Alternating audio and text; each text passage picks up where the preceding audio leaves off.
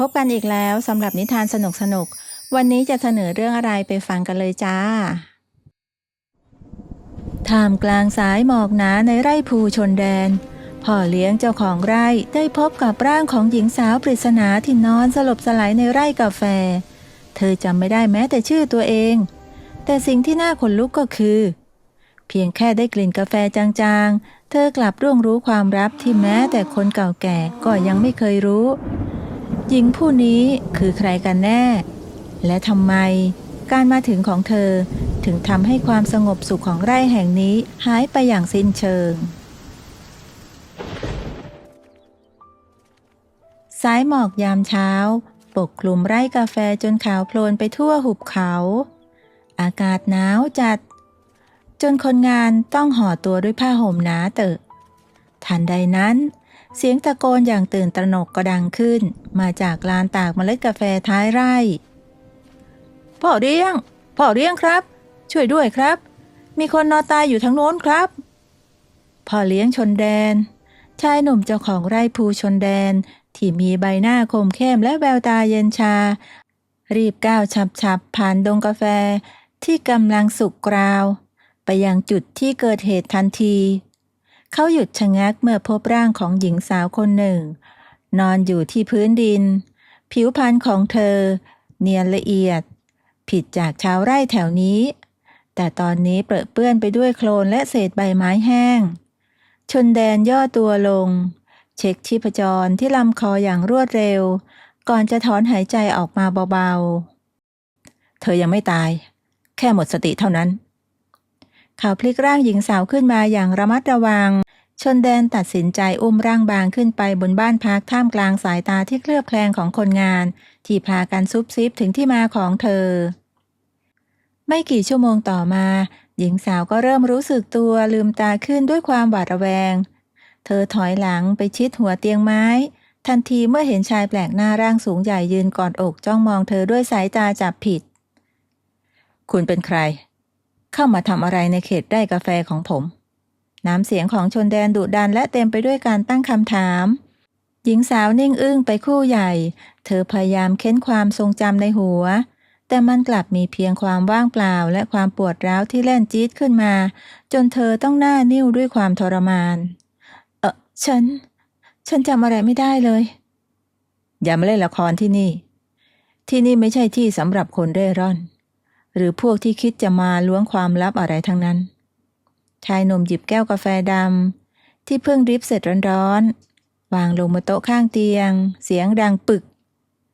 เขาจ้องมองปฏิกิริยาของเธออย่างไม่วางตาดื่มกาแฟนี่ซะจะได้มีแรงออกไปจากที่นี่หญิงสาวประคองแก้วเซรามิกขึ้นมาด้วยมือที่ยังสั่นเทาเล็กน้อยกลิ่นหอมกรุ่นที่ลอยเตะจมูกทำให้ดวงตาที่เลื่อนลอยของเธอกลับมาสว่างวาบเพียงครู่หนึ่งเธอเผลอหลับตาลงสูดดมกลิ่นนั้นอย่างลึกซึ้งความคุ้นเคยบางอย่างแล่นเข้าสู่ความรู้สึกของเธอทันทีก่อนที่เธอจะพึมพำออกมาเสียงเบาๆจนชนแดนแทบขยับเข้าไปใกล้เพื่อฟังให้ชัดขึ้นเมล็ดอาราบิก้าคั่วระดับกลางปลูกบนความสูง 1,200 เมตรมีความหวานของเชอร์รี่ติดไหม้นิดนึงนะคะน่าจะเป็นเพราะอุณหภูมิน้ำตอนดริปสูงเกินไปหน่อยนะคะชนแดนชะงักกึกสายตาที่เคยดูแคลนเปลี่ยนไปเป็นความตกตะลึงในพริบตาเพราะสิ่งที่เธอพูดออกมานั้นคือรายละเอียดเชิงลึกที่แม้แต่ผู้เชี่ยวชาญบางคนยังแยกไม่ออกด้วยซ้ำจากการดมเพียงครั้งเดียวคุณรู้เรื่องพวกนี้ได้ยังไงแม้แต่อุณหภูมิของน้ำคุณยังบอกถูกเป๊ะเลยฉันไม่รู้พอดมกลิ่นนี้มันก็พูดออกมาเองชนแดนจ้องมองหญิงสาวตรงหน้าด้วยความรู้สึกสับสนที่ตีรวนขึ้นมาผู้หญิงคนนี้ไม่ใช่คนธรรมดาที่หลงทางแน่ทักษะการจำแนกกลิ่นที่ยอดเยี่ยมนี้คือสิ่งที่ไร่ภูชนแดนกำลังต้องการอย่างที่สุดแต่ความลับที่ซ่อนอยู่ในสมองที่ว่างเปล่าของเธอนั้นจะนำพาคุณหรือโทษมาสู่ไร่ของเขากันแน่ในเมื่อจำชื่อไม่ได้ผมจะเรียกคุณว่ารินตามชื่อที่ปักอยู่บนผ้าเช็ดหน้าผืนนี้ก็แล้วกันและนับจากวันนี้คุณต้องอยู่ที่นี่จนกว่าผมจะรู้ว่าคุณเป็นใครกันแน่แ แม้ทักษะการแยกกลิ่นกาแฟของรินจะทำให้ชนแดนทึ่งแต่ความระแวงในใจของเขายังไม่จางหายไปชายหนุ่มตัดสินใจให้รินพักอยู่ที่เรือนพักคนงานชั่วคราวและมอบหมายงานจุกจิกในลานตากให้กับเธอทำเพื่อคอยสังเกตพฤติกรรมอย่างใกล้ชิดในห้องพักที่อบอวลไปด้วยกลิ่นควันบุหรี่จางๆชนแดนกำลังเผชิญกับวิกฤตอย่างหนักเขานั่งจ้องมองเอกสารแจ้งยอดที่ถูกตีกลับจากคู่ค้ารายใหญ่ด้วยสีหน้าเคร่งเครียดกาแฟล็อตล่าสุดของไร่ภูชนแดนถูกวิจารณ์ว่ารสชาติไม่คงที่และขาดเอกลักษณ์ที่เป็นจุดขายหากสถานการณ์ยังคงเป็นแบบนี้ต่อไปสัญญาที่ทำไว้กับบริษัทส่งออกยักษ์ใหญ่คงถูกยกเลิกภายในสิ้นเดือนแน่นอนถ้าเราหาทางปรับปรุงสูตรการคั่วใหม่ไม่ได้ภายในเดือนนี้ไร่ภูชนแดนคงเหลือแต่ชื่อจริงๆรินที่ถูกสั่งให้เอาเอกสารมาส่งเดินเข้ามาได้ยินคำนั้นพอดี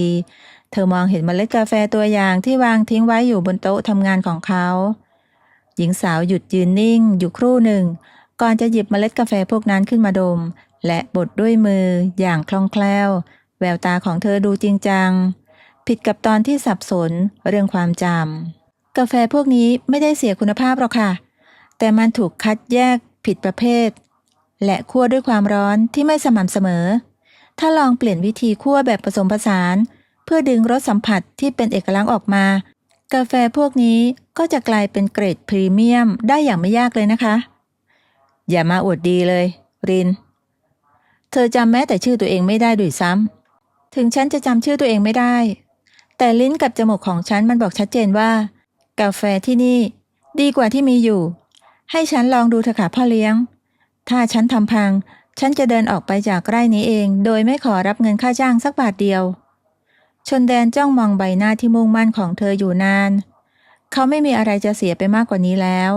ชายหนุ่มหยิบกุญแจห้องแลบคั่วกาแฟโยนลงบนโต๊ะดังปึกตกลงฉันให้เวลาเธอคืนเดียวถ้าพรุ่งนี้เช้าฉันไม่ได้รสชาติที่พอใจเธอต้องไปจากที่นี่ทันทีได้ค่ะรินรับกุญแจแล้วก็รีบตรงไปยังห้องแลบเธอสั่งให้คนงานช่วยแยกเมล็ดกาแฟใหม่ตามระดับความสมบูรณ์ที่เธอต้องการเธอไม่ได้ทำงานเหมือนคนใช้แรงงานทั่วไปแต่เธอกำลังควบคุมอุณหภูมิและจังหวะการคั่วราวกับศิลปินที่กำลังปรุงงานศิลปะตลอดทั้งคืนนั้น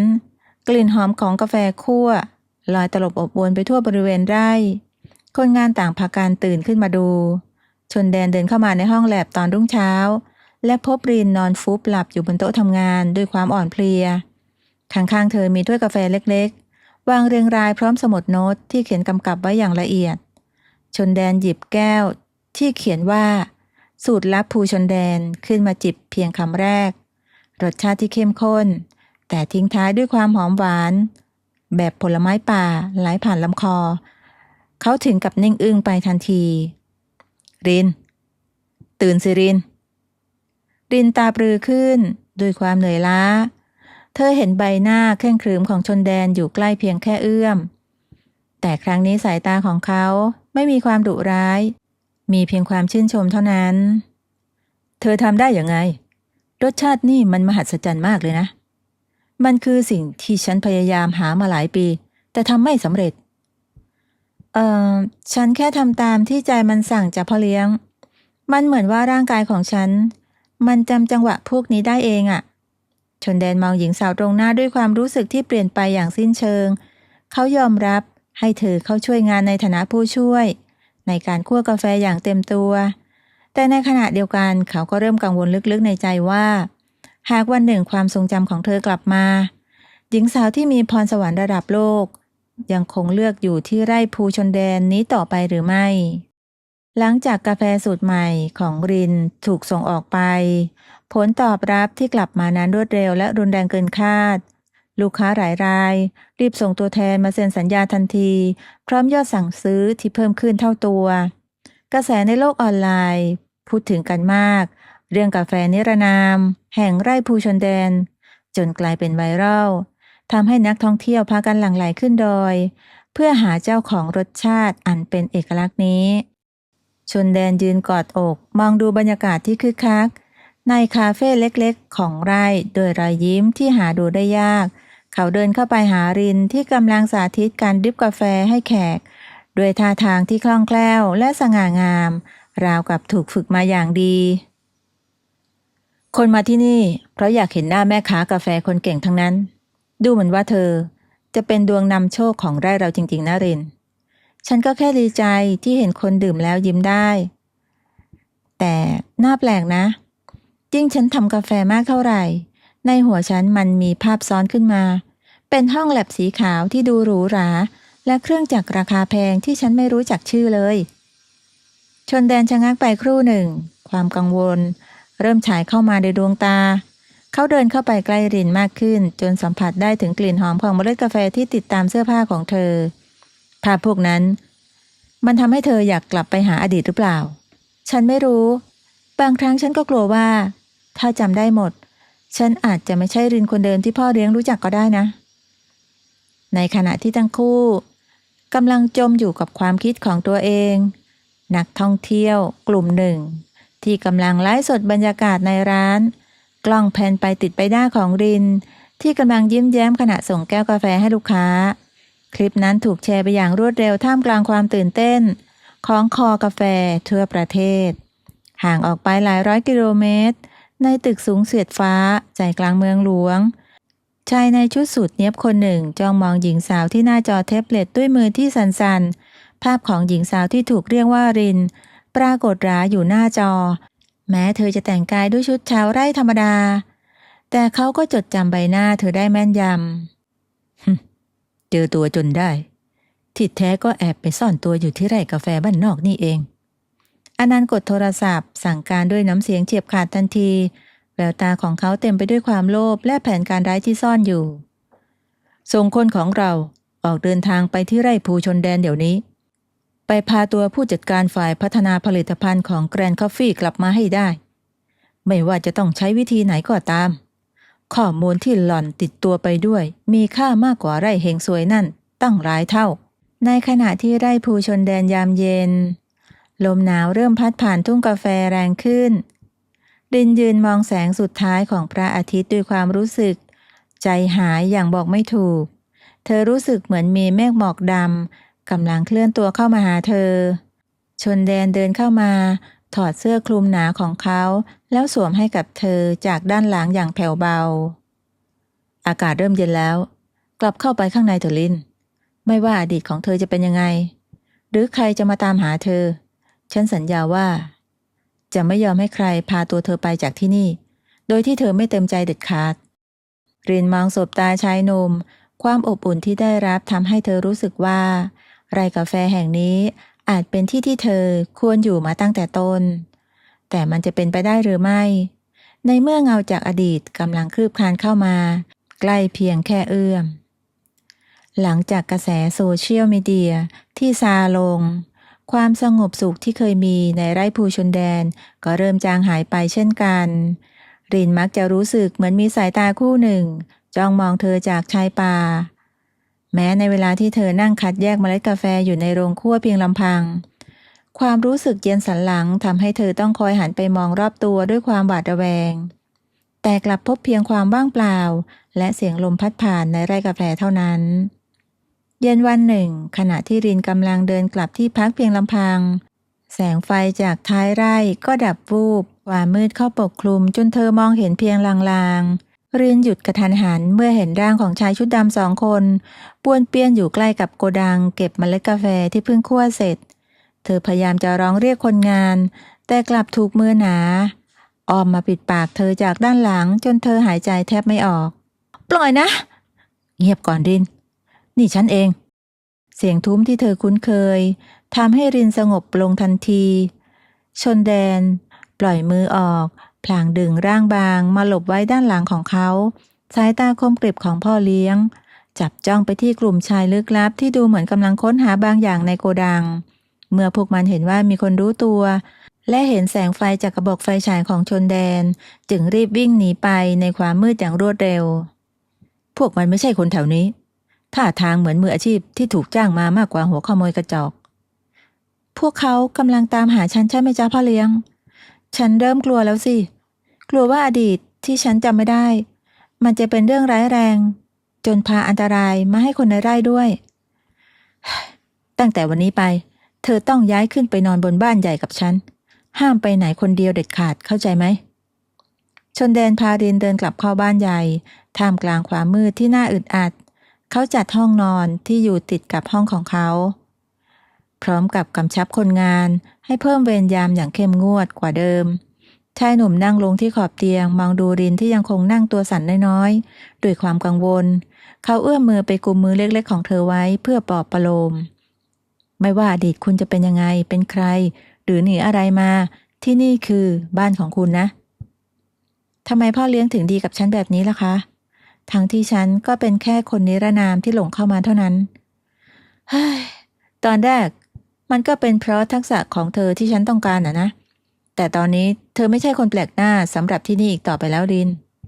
คำพูดที่เรียบง่ายหนักแน่นทำให้รินรู้สึกถึงแรงสั่นสะเทือนในหัวใจความใกล้ชิดในพื้นที่ส่วนตัวเริ่มแปรเปลี่ยนเป็นความหวาดกลัวให้กลายเป็นความอุ่นใจอย่างประหลาดในคืนที่มืดมิดและเต็มไปด้วยเงาตามหลอกหลอนเธอรินกลับรู้สึกปลอดภัยเมื่อรู้ว่ามีชายหนุ่มคนนี้คอยเป็นเกราะกำบังอยู่เคียงข้างหลังจากเหตุการณ์ชายชุดดำบุกไร่บรรยากาศในไร่ภูชนแดนก็เปลี่ยนไปความเงียบสงบถูกแทนที่ด้วยความตึงเครียดชนแดนสั่งเพิ่มเวรยามรอบบ้านอย่างหนาแน่นขณะที่ตัวเขาเองแทบไม่ปล่อยให้รินห่างสายตาแม้แต่ก้าวเดียวความใกล้ชิดที่เกิดขึ้นท่ามกลางการเฝ้าระวังทำให้หัวใจของทั้งคู่ขยับเข้าหากันโดยไม่รู้ตัวเช้าวันหนึ่งลมพายุหลงฤดูก็พัดกระหน่ำอย่างรุนแรงจนยอดไม้สั่นไหวไปทางดอยฝนที่ตกหนักติดต่อกันหลายชั่วโมงทำให้ดินบริเวณเนินเขาหลังโรงคั่วกาแฟรับน้ำหนักไม่ไหว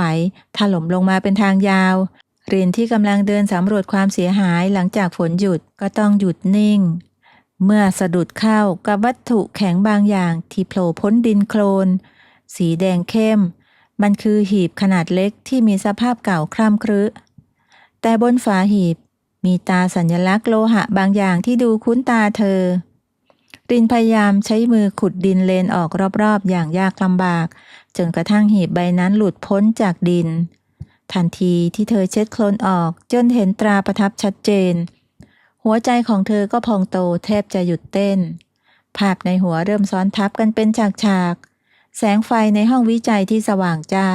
เมล็ดกาแฟที่ถูกคั่วด้วยเครื่องจักรที่ทันสมัยและเงาของผู้ชายวัยกลางคนที่ยื่นหีบใบนี้ให้เธอพร้อมกำชับบางอย่างแต่เธอก็จำไม่ได้พ่อเลี้ยงจ๊ะมาดูนี่เร็วเข้าฉันเจออะไรบางอย่างฝังอยู่ใต้ดินโคลนนี่อะไรเหรอครับชนแดนรีบวิ่งมาตามเสียงเรียกของเธอ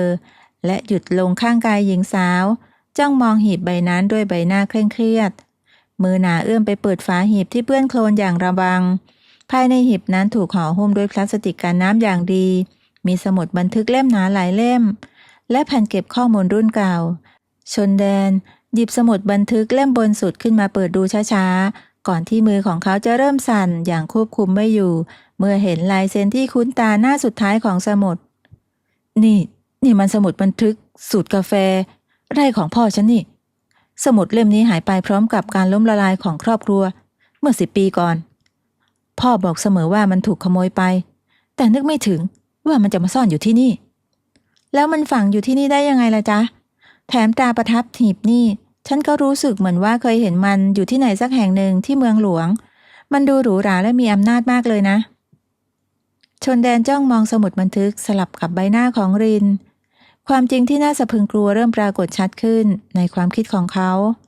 ไร่ชนแดนในอดีตไม่ได้ล้มละลายเพราะโชคชะตาแต่ถูกฮุบกิจการโดยบริษัทกาแฟยักษ์ใหญ่โดยวิธีการที่สกปรกและสมุดเล่มนี้คือหลักฐานที่บอกถึงการยักยอกและขโมยสูตรกาแฟที่เป็นมรดกชิ้นสุดท้ายชิ้นสำคัญของตระกูลของเขาไปสูตรในสมุดเล่มนี้คือต้นกำเนิดของกาแฟที่โด่งดังที่สุดในโลกตอนนี้สูตรที่เป็นบริษัทแกรนด์คอฟฟี่ใช้ทำกำไรมหาศาลตลอด10 ปีโดยที่เจ้าของที่แท้จริงอย่างพ่อของฉันจากไปพร้อมกับความอัปยศเพราะถูกหาว่าทำกิจการเจ๊งแกรนด์คอฟฟี่ชื่อนี้มันทำให้ฉันปวดหัวเหลือเกินเหมือนมีคนนับพันคนกำลังตะโกนเรียกชื่อนี้อยู่ในหัวของฉันตลอดเวลาเลย รินซุดตัวลงนั่งกับพื้นหญ้าที่ยังเปียกชื้นมือเรียวทั้งสองกุมขมับด้วยความเจ็บปวดอย่างรุนแรงภาพชายในชุดสูทที่ยืนสั่งการท่ามกลางเครื่องจักรขนาดใหญ่เริ่มชัดขึ้นเรื่อยๆชนแดนรีบเข้าไปประคองเธอไว้ในอ้อมแขนความจริงที่ถูกค้นพบใต้ผืนดินนี้ไม่ได้มีแค่สูตรกาแฟที่หายไปแต่กำลังบ่งบอกว่ารินมีความเกี่ยวข้องโดยตรงกับศัตรูที่ทำลายครอบครัวของเขาในอดีตทำใจดีๆไว้นะรินไม่ว่าสมุดเล่มนี้จะนำไปสู่ความลับอะไรหรือเธอจะเป็นใครมาจากไหนฉันก็จะหาความจริงเองและจะไม่มีใครมาพรากเธอไปจากฉันได้เพราะมรดกเลือดนี้แน่นอนในขณะนั้นก็มีสายตาที่แอบอยู่หลังพุ่มไม้จ้องมองเหตุการณ์นั้นทั้งหมดชายชุดดำคนเดิมกดโทรศัพท์รายงานความคืบหน้าด้วยน้ำเสียงที่สั่นพร่าว่าพบสิ่งที่หายไปแล้วพร้อมกับตัวของรินแล้วก็แผนการเด็ดขาดกำลังจะเริ่มต้นขึ้นและครั้งนี้มันไม่ได้เป็นเพียงการข่มขู่แต่มันคือการเข้าจู่โจมเพื่อทำลายทุกอย่างให้สิ้นซากเพื่อให้ความลับนั้นยังคงเป็นความลับต่อไปชนแดนกระชับหีบในมือแน่นแววตาของเขาเปลี่ยนจากความเศร้าเป็นความมุ่งมั่นที่น่ากลัวที่สุดความสงบสุขในไร่ภูชนแดนพังทลายลงอย่างสิ้นเชิงในช่วงบ่ายวันถัดมาเสียงรถหลายคันดังสนั่นแล่นเข้ามาขบวนรถสีดำพุ่งผ่านซุ้มประตูทางเข้าไร่ก่อนจะเบรกจนฝุ่นตลบชายในชุดสูทกลุ่มใหญ่ก้าวลงมาพร้อมกับชายวัยกลางคนท่าทางภูมิฐานที่เดินตรงเข้าไปหารินซึ่งเธอกำลังยืนช่วยงานตากเมล็ดกาแฟอยู่กลางลานกว้างหยุดการแสดงละครน้ำเน่าได้แล้วรินลดากลับบ้านไปกับอาได้แล้วหญิงสาวยืนนิ่งไปครู่หนึ่งเมื่อได้ยินชื่อเต็มของเธอจากปากชายแปลกหน้าชื่อรินลดามันก้องอยู่ในหัวของเธอชนแดนที่กำลังตรวจงานอยู่ใกล้ๆก็รีบเดินเข้ามาขวางอานันต์ทันทีแววตาของเขาเต็มไปด้วยความเกลียดชังเมื่อจำได้ว่าคนตรงหน้าคืออานันต์ผู้บริหารระดับสูงของบริษัทแกรนด์คอฟฟี่ศัตรูคู่อาฆาตของครอบครัวเขาคุณมีสิทธิ์อะไรบุกรุกพื้นที่ส่วนบุคคลของผมอานันต์ที่นี่ไม่ใช่ตึกแถวในเมืองหลวงที่คุณจะเดินเข้าออกได้ตามใจชอบนะฮะสิทธิ์ในฐานะอาและสิทธิ์ในฐานะเจ้าของบริษัทที่รินดาทำงานอยู่ไงล่ะรินดาคือทายาทเพียงคนเดียวของแกรนด์คอฟฟี่หล่อนหายตัวไปพร้อมกับข้อมูลลับและต้นแบบสูตรกาแฟใหม่ของเรานานกว่า3 เดือนแล้วชนแดนนายคงไม่อยากให้เรื่องนี้ถึงโรงพักด้วยข้อหาลักพาตัวหรอกนะแกรนด์คอฟฟี่ลินดางั้นเหรอลินพึมพำชื่อตัวเองซ้ำๆร่างกายของเธอเริ่มสั่นภาพห้องทำงานหรูหราภาพเอกสารหุ้นและใบหน้าของอนันต์ที่เคยยิ้มแย้มแต่ซ่อนความร้ายกาจเอาไว้ในสมองของเธอเริ่มประมวลภาพเหล่านั้นจนประติดประต่อได้จำไม่ได้ไม่เป็นไรแต่เธอต้องกลับไปรับผิดชอบสิ่งที่เธอ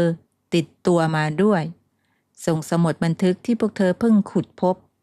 คืนมาให้ผมเดี๋ยวนี้ชนแดนแล้วผมจะถือว่าเรื่องที่นายเก็บหล่อนไว้ที่นี่ไม่เคยเกิดขึ้นสมุดเล่มนั้นไม่ใช่ของบริษัทคุณแต่มันคือสิ่งที่พ่อของคุณขโมยไปจากพ่อของผมเมื่อ10 ปีก่อนตาประทับบนหีบนั่นมันคือตราดั้งเดิมของไร่ภูชนแดนที่พวกคุณจงใจลบมันทิ้งไปจากประวัติศาสตร์ธุรกิจกาแฟต่างหากอย่ามาแต่งเรื่องไร้สาระหน่อยนะหลักฐานทุกอย่างในบริษัทชัดเจนว่าสูตรนั้นเป็นของแกรนด์คอฟฟี่รินลดาส่งมันมาให้อาแล้วอาจะพากลับไปรักษาตัวที่กรุงเทพทันทีหญิงสาวยืนนิ่งสายตาของเธอจับจ้องไปที่อานันต์อย่างไม่วางตาความทรงจำวินาทีสุดท้ายก่อนที่เธอจะเกิดอุบัติเหตุความจำเสื่อมผุดขึ้นมามันไม่ใช่การหนีเพราะอยากมาเที่ยวเล่นแต่เธอหนีเพราะรู้ความจริงว่าอานันต์กำลังจะเขี่ยเธอทิ้งและยึดบริษัททั้งหมดเป็นของตัวเองพร้อมกับหลักฐานที่บอกว่าบริษัทสร้างขึ้นมาจากการขโมยมรดกคนอื่นฉันจำได้ทุกอย่างแล้วอานันต์ฉันจำได้ว่าอาทำอะไรไว้กับพ่อของฉันและจำได้ว่าอาพยายามกำจัดฉันทิ้งเพื่อปิดปากเรื่องสูตรกาแฟที่อาขโมยจากไร่ภูชนแดนสมุดเล่มนี้ไม่มีวันตกอยู่ในมือของอาเพราะมันคือหลักฐานชิ้นสุดท้ายที่จะทำให้อาต้องเข้าไปนอนในคุก พูดจาเลอะเทอะหน้าลินลดาในเมื่อพูดดีๆไม่ชอบก็ต้องใช้กำลังกันหน่อยแล้วเอ้ยพวกแก ไปชิงเอาหีบใบนั้นมาเร็วเข้าแล้วพาตัวคุณหนูขึ้นรถไปให้ได้ลูกน้องในชุดสูทสีดำนับ10 คนก้าวเข้ามาพร้อมกันแววตาพวกมันไม่ได้มาเพื่อเจรจาชนแดนกระชับมือที่กุมเรนาดาไว้แน่นเขาหยิบวิทยุที่สื่อสารขึ้นมาส่งสัญญาณเพียงสั้นๆคนงานไร่ภูชนแดนทุกคนปกป้องไร่ของเราทันใดนั้นคนงานนับ10ที่ซุ่มอยู่ตามโรงคั่วและพุ่มกาแฟก็กรูกันออกมาพร้อมกับจอบเสียมและเครื่องมือทำไร่พวกเขาเดินเข้ามาตั้งแถวหน้ากระดานล้อมรอบชนแดนและเรนาดาไว้เป็นโล่มนุษย์แววตาของคนในไร่ไม่มีความกลัวแม้ฝ่ายตรงข้ามจะเป็นผู้มีอิทธิพลจากเมืองหลวงใครกล้าแตะพ่อเลี้ยงกับคุณรินก่อนลองดูสิพวกเราไม่ยอมแน่ใช่พวกเราไม่ยอมแน่พวกแกมันก็แค่ชาวไร่กระจอกคิดจะสู้อำนาจเงินงั้นเหรอเงินซื้อได้ทุกอย่างยกเว้นความถูกต้องและหัวใจของคนในไร่นี้อานันต์กลับไปซะก่อนที่ฉันจะหมดความอดทนและส่งหลักฐานพวกนี้ให้กับตำรวจเดี๋ยวนี้บรรยากาศเริ่มตึงเครียดถึงขีดสุดชายชุดดำชะงักเมื่อเห็นความเด็ดเดี่ยวของคนงานไร่กาแฟอานันต์หน้าเขียวคล้ำด้วยความโกรธเขาจ้องมองเรนาดาที่ยืนอยู่หลังชนแดนด้วยความอาฆาตได้วันนี้นายชนะแต่จำไว้แกรนด์คอฟฟี่มีอำนาจมากกว่าที่นายคิดฉันจะทำให้ไร่ภูชนแดนย่อยยับจนไม่เหลือแม้แต่เมล็ดกาแฟสักเม็ดเดียวกลับเว้ยขบวนรถสีดำเคลื่อนตัวออกไปอย่างรวดเร็ว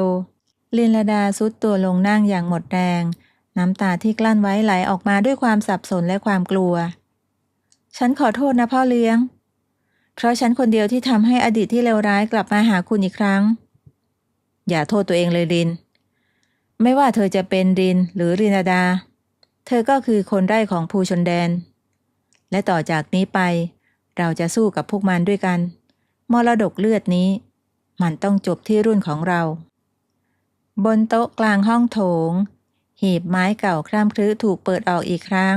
แสงไฟจากตะเกียงสะท้อนสมุดบันทึกที่เต็มไปด้วยรอยคราบดินและการเวลาชนแดนนั่งมองสมุดเหล่านั้นด้วยแววตาที่เต็มไปด้วยความแค้นที่สั่งสมมานับ10 ปีขณะที่เรนาดานั่งอยู่ฝั่งตรงข้ามพ่อของฉันเขียนทุกอย่างไว้ในนี้ขั้นตอนการคั่วอุณหภูมิที่เหมาะสมและที่สำคัญที่สุดคือหลักฐานการทำสัญญาร่วมกันที่อนันต์จงใจทำลายทิ้งและที่อยู่ในแผ่นดิสนั่นคือสิ่งที่ฉันแอบคัดลอกมาจากฐานข้อมูลของบริษัทก่อนที่จะหนีมาจากพ่อเลี้ยงมันคือรายการโอนเงินนอกระบบที่อนันต์ใช้ยักยอกของบริษัทแกรนด์คอฟฟี่ไปเข้าบัญชีส่วนตัวแล้วทำไมเธอถึงไม่เปิดโปงเขาตั้งแต่ตอนนั้นล่ะเพราะอำนาจของเขาในบริษัทมันล้นมือจ้ะคนของเขาอยู่ทุกที่ฉันไม่รู้จะเชื่อใจใครได้7 วันผ่านไปชนแดนใช้เวลาเกือบทั้งหมดในโรงคั่วกาแฟเขาหมกตัวอยู่ในโรงคั่วและเมล็ดกาแฟสายพันธุ์ที่ดีที่สุดเพื่อดับความฟุ้งซ่านในใจบนหน้าจอโทรทัศน์ขนาดเล็กในห้องพักคนงานพาดหัวข่าวเศรษฐกิจยักษ์ใหญ่ระบุว่าทายาทสาวของแกรนด์คอฟฟี่คืนบัลลังก์เปิดโปงขบวนการยักยอกเงินพันล้านภาพของเรนาดาในชุดสูทสีขาวดูสง่างามและเด็ดเดี่ยวขณะเดินเข้าไปหาตำรวจกลายเป็นภาพที่ชนแดนจ้องมองซ้ำแล้วซ้ำเล่าจนจำได้ทุกรายละเอียดเธอทำได้จริงๆเรนาดาเธอเก่งกว่าที่ฉันคิดไว้มากเขาพึมพำกับตัวเองและหยิบเมล็ดกาแฟคั่วขึ้นมาดมกลิ่นหอมของมันยังคงย้ำเตือนถึงสัมผัสและรอยยิ้มของเธอเฮลิคอปเตอร์ลำสีขาววนเวียนลงมาจอดท่ามกลางฝุ่นตลบคนงานในไร่พากันละทิ้งงานในมือแล้วมามองดูด้วยความตื่นเต้นประตูเครื่องถูกเปิดออกพร้อมกับร่างของเรนาดาที่ก้าวลงมาเธอไม่ได้สวมชุดชาวไร่เปื้อนโคลนอีกต่อไปแต่เป็นชุดสูทสีขาวเข้ารูปที่ดูสง่าและหรูหราทว่าเมื่อเธอถอดแว่นกันแดดออกและสบตากับชนแดนแววตาคู่นั้นยังคงเป็นรินคนเดิมที่เขารักฉันกลับมาตามสัญญาแล้วจ้ะพ่อเลี้ยงลินลดาเดินตรงเข้ามาหาชนแดนที่ยืนนิ่งอึ้ง เธอหยุดอยู่ตรงหน้าเขาพร้อมกับยื่นซองเอกสารสีน้ำตาลใบหนึ่งให้ชนแดนรับมาเปิดดูด้วยมืออันสั่นมันคือเอกสารสิทธิ์ถือครองสูตรกาแฟดั้งเดิมและโฉนดที่ดินบางส่วนที่เคยถูกโกงไปซึ่งตอนนี้ถูกโอนกลับมาเป็นชื่อของตระกูลชนแดนอย่างถูกต้องสมบูรณ์นายอนันต์และพวกพ้องถูกดำเนินคดีทุกข้อหาและนี่คือมรดกของพ่อคุณที่ฉันตั้งใจเอากลับมาคืนจ้ะต่อไปนี้ไร่ภูชนแดนก็จะเป็นอิสระแล้วนะและไม่มีใครหน้าไหนมารังแกพวกเราได้อีกแล้วแล้วบริษัทล่ะเธอต้องกลับไปบริหารงานที่นั่นไม่ใช่เหรอฉันขายหุ้นใหญ่และโอนเงินเข้ากองทุนเพื่อการเกษตรของชาวไร่กาแฟทั่วประเทศไปแล้วจ้ะส่วนตัวฉันตัดสินใจแล้วว่าจะขอเกษียณตัวเองมาเป็นคนงานเก็บเมล็ดกาแฟที่ภูชนแดนตลอดไปถ้าเจ้าของไร่แถวนี้ยังต้องการแม่ค้าคั่วกาแฟที่จำได้แม้แต่อุณหภูมิน้ำดริปอยู่นะจ๊ะที่นี่ไม่มีตำแหน่งแม่ค้าคั่วกาแฟแล้วล่ะลินมีแต่ตำแหน่งเมียเจ้าของไร่เธอจะยอมรับไหมชนแดนรอคำตอบเขารวบตัวรินเข้ามากอดท่ามกลางเสียงเชียร์และเสียงปรบมือดังสนั่นของเหล่าคนงานไร่กาแฟรินหัวเราะออกมาพลางซุกหน้าลงบนอกกว้างของเขารับจ้ะฉันยอมรับตำแหน่งนี้ตลอดไปตลอดชีวิตเลยนะทุกคนเฮกันใหญ่1 เดือนต่อมางานแต่งงานก็ถูกจัดขึ้นอย่างเรียบง่ายที่ลานตากเมล็ดกาแฟหลังไร่ซึ่งเป็นจุดแรกที่ชนแดนพบร่างของเธอนอนสลบอยู่ลินลดาสวมชุดเจ้าสาวสีขาวนวลประดับด้วยมงกุฎดอกกาแฟสีขาวบริสุทธิ์ที่ส่งกลิ่นหอมตลบอบอวลไปทั่วงานเธอไม่ใช่เจ้าสาวนิรนามที่ไร้ตัวตนอีกต่อไปแต่เธอคือผู้หญิงที่จำได้ทุกสัมผัสของรสชาติกาแฟและความรักที่มั่นคงของชนแดนทั้งคู่สบตากันเนิ่นนานท่ามกลางไอเย็นและกลิ่นหอมกรุ่นของกาแฟที่เป็นพยานรักบทสรุปของเจ้าสาวนิรนามจบลงด้วยความจริงที่ว่าไม่ว่าอดีตจะโหดร้ายเพียงไรหรือรุ่งโรจน์เพียงใดแต่บ้านที่แท้จริงไม่ใช่สถานที่หรูหราแต่มันคือที่ที่มีคนรักรอเราอยู่เสมอและรักแท้ก็เหมือนกาแฟชั้นดีที่ต้องผ่านทั้งความร้อนและการเคี่ยวกรำกว่าจะกลายเป็นรสชาติที่กลมกล่อมและตราตรึงไปตลอดกาลจบบริบูรณ์